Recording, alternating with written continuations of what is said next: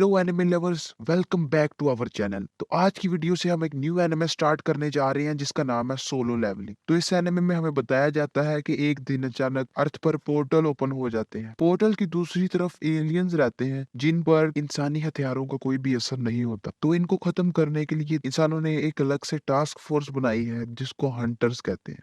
और इन सब के पास जादुई शक्तियां होती हैं जिनकी मदद से ये एलियंस और मॉन्स्टर्स को खत्म करते हैं। इनकी पावर्स के भी लेवल होते हैं यानी A B C and D और सबसे कमजोर लेवल यानी E। तो इस एपिसोड की शुरुआत होती है इस सीन से। कुछ निचले दर्जे के हंटर्स मॉन्स्टर के साथ लड़ रहे होते हैं लेकिन यहाँ एलियंस उनको मारना शुरू कर देते हैं और तभी होती है हमारे S रैंक हंटर्स की एंट्री। सब लोग खुश हो जाते हैं कि हम अब बच जाएंगे और तभी वहाँ एक S रैंक हंटर की एंट्री होती है जो कि घायलों को हील करना शुरू कर देता है। बाकी के हंटर्स मॉन्स्टर्स के साथ लड़ना शुरू कर देते हैं। जैसे ही वो निचले रैंक के मॉन्स्टर्स को मार देते हैं तो अपर रैंक मॉन्स्टर्स की एंट्री होती है। तब वो दोनों एस रैंक हंटर अपना कॉम्बो मूव इस्तेमाल करते हैं और उस मॉन्स्टर को उसी टाइम पर खत्म कर देते हैं। और यहाँ हम दूसरे सीन में देखते हैं कि एक तरफ हंटर्स और हंटर्स का कमांडर खड़ा होता है और दूसरी तरफ मॉन्स्टर की पूरी आर्मी खड़ी होती है। उस वक्त कमांडर एक ही मूव में सारे निचले दर्जे के मॉन्स्टर्स को खत्म कर देता है।